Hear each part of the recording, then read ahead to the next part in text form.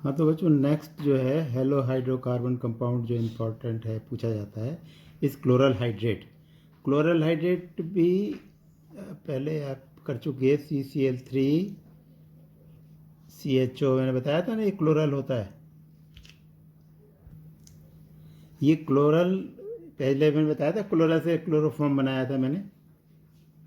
Chloral कैसे बनता है वो मैंने बता दिया था आपको। क्लोरोफॉर्म की ड्यूरेशन, इसका नाम मैंने क्लोरल लिखा था, उसमें देख लेना पीछे। यही क्लोरल जो बनता है ऊपर, इसमें अगर वाटर मॉलिक्यूल ऐड कर दें तो ये वाटर मॉलिक्यूल इसमें ऐड होकर के ऐसे बना लेता है CCl3CH और H2 ऐड होकर ये OH इधर आ गया, OH आ गया, देख लो ना जोड़ के, ऐसे समझ लो। इसका एक H तो इधर आ जाता है O पे, और जो बाकी बचा OH वो इस कार्बन पे आ जाता है। तो H तो यहीं कहीं रहा, एक एक O के साथ H आ गया, एक जो OH बचा वो नीचे आ गया। तो ऐसे बनता है, ये क्लोरल हाइड्रेट कहलाता है। ये फॉर्मूला है क्लोरल हाइड्रेट। इसके क्रिस्टल जम जाते हैं अगर इसका एक्वस सॉल्यूशन, क्लोरल का एक्वस सॉल्यूशन अगर हम क्रिस्टलाइज करें, तो जैसे चीनी को क्रिस्टलाइज करते हैं तो मिश्री बन जाती है, ऐसी इसके हाइड्रेट की क्रिस्टल्स बन जाते हैं। तो ये है क्लोरल हाइड्रेट, क्लोरल से बना। तो नेचुरली इसका मेथड क्या बनेगा? इसका मेथड वही बनेगा जो ऊपर क्लोरोफॉर्म में क्लोरल आया था उसको। तो हम पहले कैसे बनाया हमने इसको? क्लोरल हाइड्रेट, पहले हमने क्लोरल बना लिया। क्लोरल आपको दिखा रखा है मैंने कैसे बनाया था। क्लोरल मैंने आपको करवाया था कि CCl3CHO कैसे बनता है, उसमें ऊपर देखा था आपने। क्लोरोफॉर्म जब बना रहे हैं उसमें देख लेना। तो क्लोरल को H2O में डाल करके क्लोरल हाइड्रेट के क्रिस्टल हम प्राप्त कर लेते हैं। अब उसके बाद आते हैं हम चौथा कंपाउंड, कौन सा है? मैंने बताया था DDT। DDT बहुत इंपॉर्टेंट है, ये पूछा जाता है। अब तुम जानते हो DDT, तो इसका पहले तो केमिकल नेम ले लेते हैं हम। इसका नाम है, और याद करना भी बहुत आसान है, डाईफिनाइल। 2D है ना, दूसरे का नाम है डाईफिनाइल। ऐसे याद हो जाएगा आपको। ट्राईक्लोरो, T से ट्राई क्लोरो इथेन, इसका नाम ये है। तो 2 पार्ट्स में बनाया ये। डाईक्लोरो डाईफिनाइल एक कंपाउंड है और ट्राईक्लोरो इथेन एक है। ट्राईक्लोरो इथेन क्या है? ये ट्राईक्लोरो इथेन से एक्चुअली क्लोरल से ही बना है ये। तो ये किस किस से बनता है? नाम है इसका ये, इट इज़ प्रिपेयर्ड। इसका नाम क्या है DDT का? Dichloro diphenyl trichloro ethane. ये D, एक ये D और ये T, ऐसे समझ लो। अब बनता कैसे? प्रिपरेशन।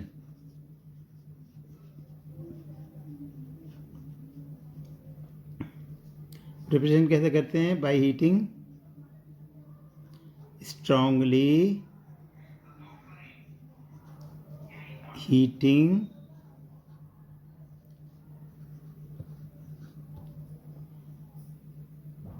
पहला कंपाउंड वही बताया मैंने, डाईक्लोरो डाईफिनाइल, पहला कंपाउंड तो ये है। एंड क्लोरल, दूसरा कंपाउंड है chloral with concentrated H2SO4। Strong heat करें तो हमारा ही DDT बन जाता है। तो ये मैन्युफैक्चर ऐसे ही करते हैं। कैसे करते हैं अभी बताएं? डाईक्लोरो डाईफिनाइल और दूसरा क्लोरल। क्लोरल पहले ले लेते हैं फॉर्मूला, देखो तो आसानी हो जाएगी बनाने में। क्लोरल क्या है?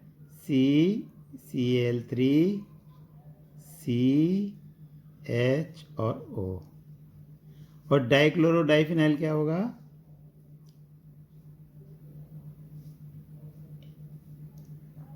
अगर 2 क्लोरोबेंजीन ले लें,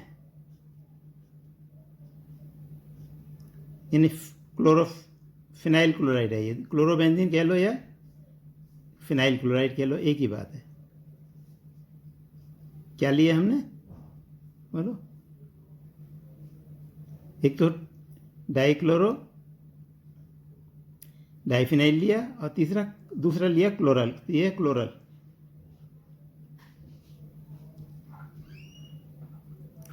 डाइफिनाइल का मतलब ये है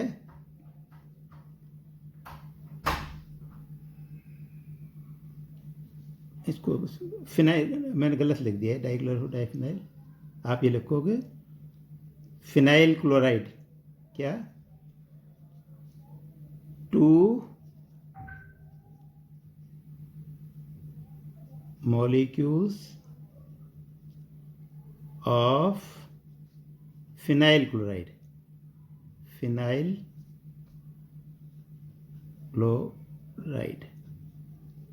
एंड क्लोरल। समझ गए?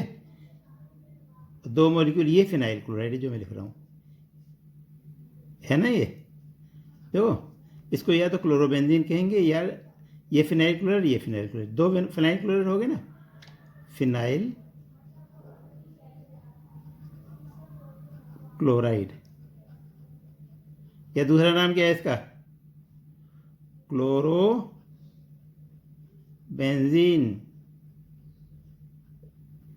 भाई याद रखने के लिए मैंने इसका डाइफिनाइल इसलिए इसका नाम लिखा है फिनाइल क्लोराइड, ठीक है भाई? ये भी फिनाइल क्लोराइड, 2 मॉलिक्यूल्स हैं।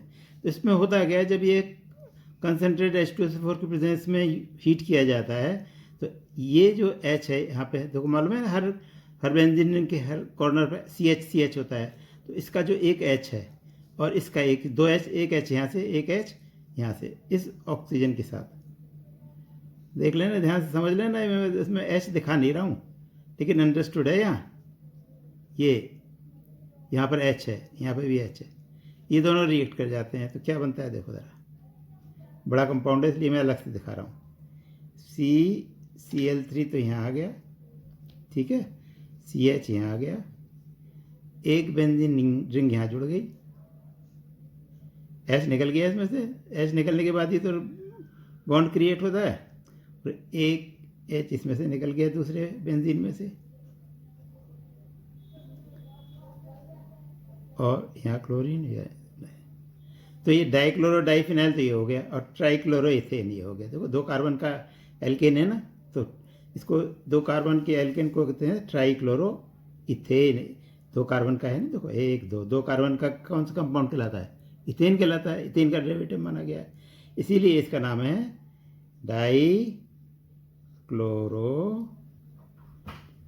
डाइफिनाइल। ये तो हो गया डाइक्लोरो डाइफिनाइल, और ये ट्राइक्लोरो इथेन हो गया, ट्राइक्लोरो इथेन। इतना बड़ा स्ट्रक्चर है ये, और ये कॉन्सेंट्रेटेड H2SO4 की प्रेजेंस में होता है, ये हीट करने से।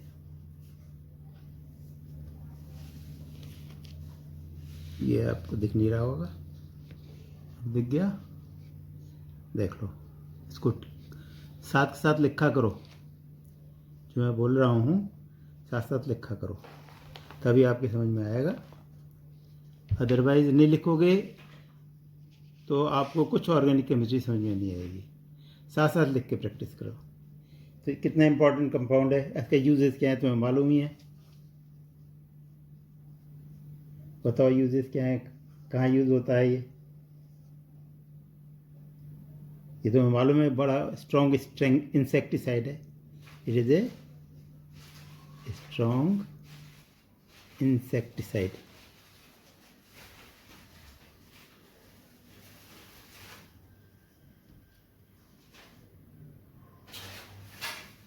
इंसेक्ट्स को हटाने के लिए, कीड़े मकोड़ों को मारने के लिए, है ना, ये आपको मालूम है। तो इसके बाद एक और बहुत इम्पोर्टेंट कंपाउंड है, ये कौन सा बनेगा, ये तो बना था चौथा, DDT चौथा है, अभी है 5वां, BHC। इसका भी नाम बहुत सुना होगा आपने, BHC पाउडर, और जितने भी एग्रीकल्चर से सब जानते हो BHC पाउडर डालते हैं कीड़े मकोड़ों को मारने के लिए। फंगस लग जाती है पौधों में, जो है छोटे मोटे कीट पतंग आते हैं उनको मारने के लिए डालते हैं इसको, है ना। तो ये BHC बड़ा सिंपल कंपाउंड है। ये C6 और Cl6 होता है, और ये बेंजीन से बनता है, chlorination of benzene by chlorination of benzene in sunlight, diffuse sunlight नहीं, इन सनलाइट।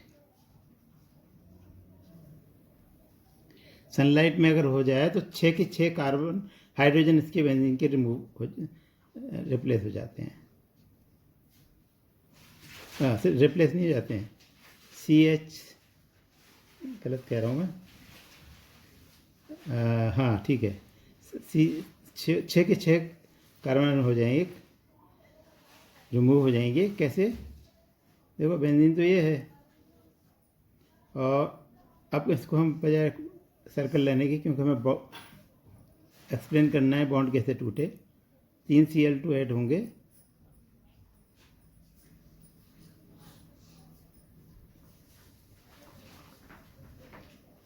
और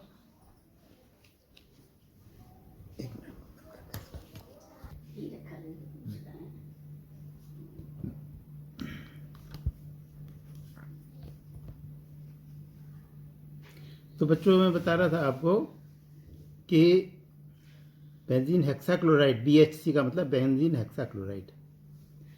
हेक्साक्लोराइड कैसे हुआ? 6 क्लोरीन आ गए और हाइड्रोजन रिप्लेस नहीं हुआ, हाइड्रोजन भी है इसमें, एडिशन हो जाता है। 1 क्लोरीन तो यहाँ ऐड हो गया, 1 क्लोरीन इस डबल बॉन्ड को हटा के ऐड हो गया, 1 क्लोरीन यहाँ ऐड हो गया, 3 क्लोरीन ऐड हो गए। तो इसमें H6 मेरा इसमें से गायब हो गया था, C6H6Cl6 है बेंजीन हेक्साक्लोराइड, या इसको हेक्साक्लोरो क्या कहेंगे बताओ? ये क्या है? हेक्सेन है, ये साइक्लोहेक्सेन है, इसका नाम दूसरा, या तो बेंजीन हेक्साक्लोराइड कहेंगे हम, बेंजीन हेक्साक्लोराइड एडिशन कंपाउंड है ये, इसमें रिप्लेस नहीं हुआ हाइड्रोजन, इसमें हाइड्रोजन वहीं की वहीं है, क्लोरीन और ऐड हो गया। इसी का दूसरा नाम साइक्लोहेक्सेन है ये। तो साइक्लोहेक्सेन में कितने 6 क्लोरीन आ गए, तो क्या नाम होगा इसका? हेक्साक्लोरो साइक्लोहेक्सेन। दूसरा नाम क्या होगा? Hexa chloro cyclo hexane. तो ये BHC किसके लिए यूज होता है? ये आप सब एग्रीकल्चर ज़्यादातर लोग हो, सबको मालूम होगा कि ये किस लिए इस्तेमाल होता है। This is use as a insecticide और as a antiseptic compound also. It used as a, हाँ तो बच्चों बीच में ऑब्स्ट्रक्शन आ गया था, तो मैं बता रहा था कि ये बेंजीन हेक्साक्लोराइड जो है as a insecticide, as a pesticide use होता है, used as a insecticide, as a pesticides, and anti termite भी यूज़ होता है। टर्माइट जानते हो आप, जो वो लगती है, क्या कहते हैं इसको, क्या हो जाती है वो, दीमक। हाँ, एंटी टर्माइट होती है, दीमक को ख़त्म कर देती है, और ये जो जूं पड़ जाती हैं, कई बार बच्चों के जूं पड़ जाती हैं, तो उनके लिए भी काम आती है, और बहुत सी जो है उसमें यूज़ होती है ये। और एंटी आंट्स भी है, यानी आंट्स को ख़त्म कर देती है, किल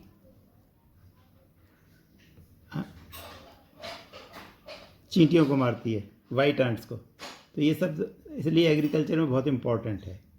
तो ये आपका एक हो गया BHC। उसके अलावा एक कंपाउंड और है जो मुझे आपको कराना है, वो है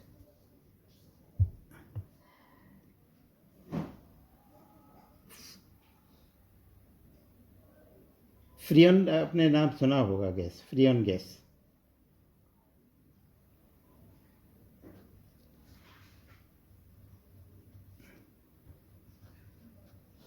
एक्चुअली फ्रियन गैस तो एक टेक्निकल नेम है, और इन वे आप ऐसा कहिए कि ट्रेड नेम है। Freon gas is a trade name. तुम जानते हो ना कि जो कंपाउंड्स होते हैं वो उनका एग्जैक्ट फार्मूला किसी को नहीं पता हो, तो बस अप्रॉक्सीमेट पता होता है, क्योंकि ये बिक जाते हैं ना फार्मूले जो हैं, तो वो ये फार्मूले बेच दिए गए हैं। अब एग्जैक्ट कंपोजिशन क्या है वो तो उन्हीं को पता है, जिनको ये गैस बनाने के लिए उसका वो ठेका दिया गया है और उसको फार्मूला दे दिया गया है। जिसने भी बनाया है इसको, जिस केमिस्ट ने बनाया है, उसको अपना अपना फार्मूला बेच देता है इंडस्ट्रीज़ को। तो उसका ट्रेड नेम है फ्रियन गैस। और होता क्या है, is a trade name of mixture of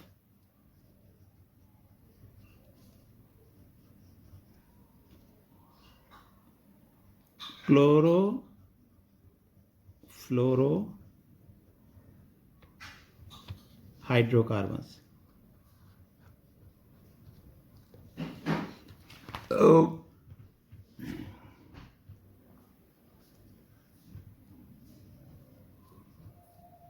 क्या होते हैं ये क्लोरोफ्लोरो हाइड्रोकार्बन्स? CHCl3 जैसे क्लोरोहाइड्रोकार्बन है, इसमें CHCl3 में अगर एक F रिप्लेस कर दें हम, तो क्या बनेगा बताओ? CH, एक F ले आएँ और 2 Cl रखते हैं, 3 Cl की जगह एक F रख दें, या C 2 F कर दें हम, H को भी हटा दें, CF2 Cl2, या इसी में और तीसरा भी बन सकता है क्या बताओ? हम ब्रोमीन भी ला सकते हैं इसमें, CF भी ला सकते हैं, Br भी ला सकते हैं, और Cl2 भी ला सकते हैं। तो डिफरेंट टाइप के कॉम्बिनेशन हम ला सकते हैं और लाते हैं लोग बाग। उनके मिक्सचर से ऐसी गैस बनाते हैं जो कि रेफ्रिजरेशन के लिए इस्तेमाल हो सके। तो क्या होते हैं ये मिक्सचर ऑफ फ्लोरोक्लोरो हाइड्रोकार्बन्स, लाइक जो मैंने लिख दिया है, विच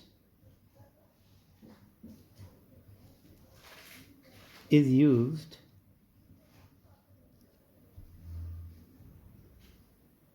as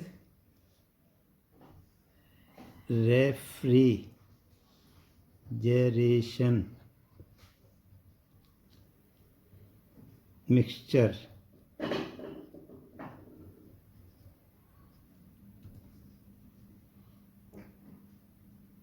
for the purpose of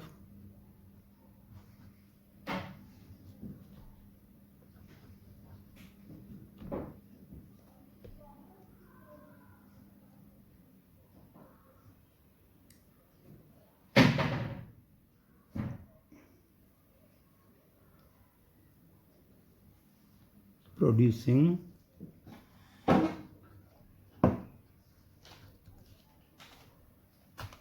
cooling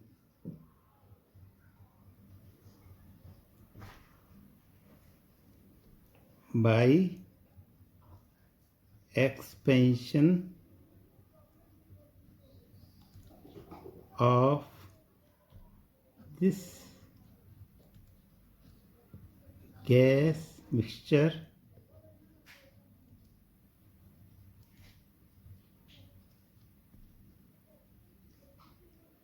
under pressure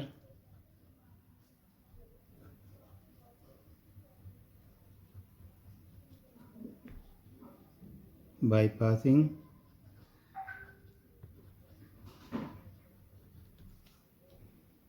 through a nozzle to a region of low pressure. आप बात समझने की कोशिश करना, मैं जो लिख रहा हूँ इसको मैं अभी एक्सप्लेन करता हूँ। ये जो हम करते हैं कैसे, क्या तरीका होता है कूलिंग का, ये प्रिंसिपल है कि जब गैस को, कंप्रेस्ड गैस को हम किसी नोजल के थ्रू एक्सपेंड कराते हैं, यानी हायर प्रेशर से लोअर प्रेशर की तरफ ले जाते हैं, तो कूलिंग होती है, कोई भी गैस हो। तो ये रेफ्रिजरेशन मिक्सचर जो होता है ये बहुत ज़्यादा कूलिंग प्रोड्यूस करती है। जैसे हमारे, आपने देखा होगा ना, अमोनिया यूज़ होती है, पहले यूज़ होती थी। हमारी जो रेफ्रिजरेटर हम घर में यूज़ करते हैं, इसमें पहले अमोनिया यूज़ होती थी। तो अमोनिया का ये प्रिंसिपल है कि जब हम दबाव देते हैं तो ये गर्म हो जाती है, लेकिन जब हम इसको नोज़ल के थ्रू पास करते हैं, छोटे से छेद के, नोज़ल क्या होता है, स्मॉल होल होता है, उसके थ्रू इसको तेज़ी से हम पास करते हैं, तो जैसी फैलती है ये बाहर जाके तो ठंडक पैदा करती है। तो बार बार कंप्रेस, बार बार उसको एक्सपेंशन करने के बाद वही क्रिया बार बार हम कराते हैं, तो कूलिंग होती ही चली जाती है। इस तरह से हम ये यूज़ करते हैं। तो ये मिक्सचर जो गैसेस का है, इसका मिक्सचर का एग्जैक्ट फिगर तो नहीं, लेकिन हम ये मालूम है कि ये क्लोरोफ्लोरोहाइड्रोकार्बन्स होते हैं, तो ये यूज़ होते हैं। इनके इस मिक्सचर का ट्रेड नेम क्या है, फ्रियन गैसेस। तो ये क्या हैं, अभी मैंने बताया, क्लोरोफ्लोरोहाइड्रोकार्बन्स। तो ये यूज़ क्यों किए जाते हैं, क्योंकि ये लेस टॉक्सिक हैं। These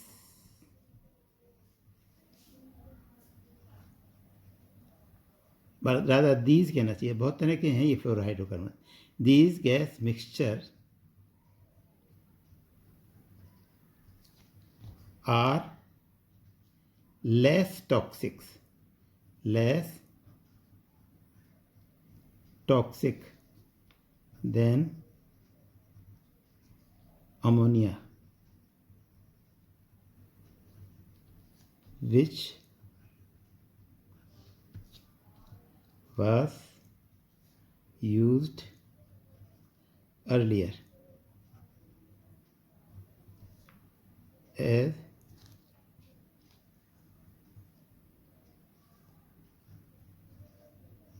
refrigeration gas. और ये नहीं, टॉक्सिक तो है ही, टॉक्सिक का मतलब है कम जहरीली। अमोनिया अगर फट जाए ना, मान लो, तो उससे सब लोगों आँखों में मिर्च लग जाएंगी, आँखें बेकार हो जाएंगी, रिएक्टिव होती है सारी बॉडी के ऊपर, सांस रुक जाएगा, सांस में परेशानी हो जाएगी। लेकिन ये इतनी ज़्यादा नहीं है, तो सही ये भी, लेकिन इतनी नहीं है, तो इसलिए ये सेफ़ है। और दूसरी जगह इनफ्लेमेबल नहीं है ये। And also this gas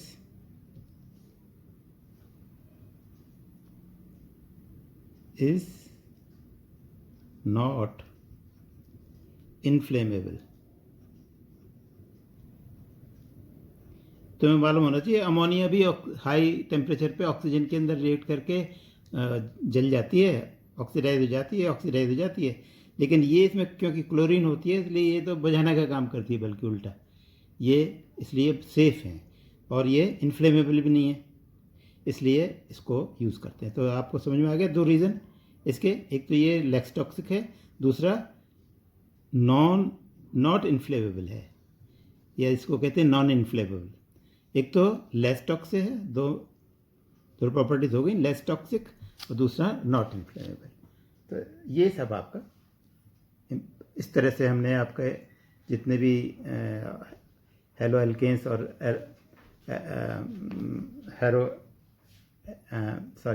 aromatic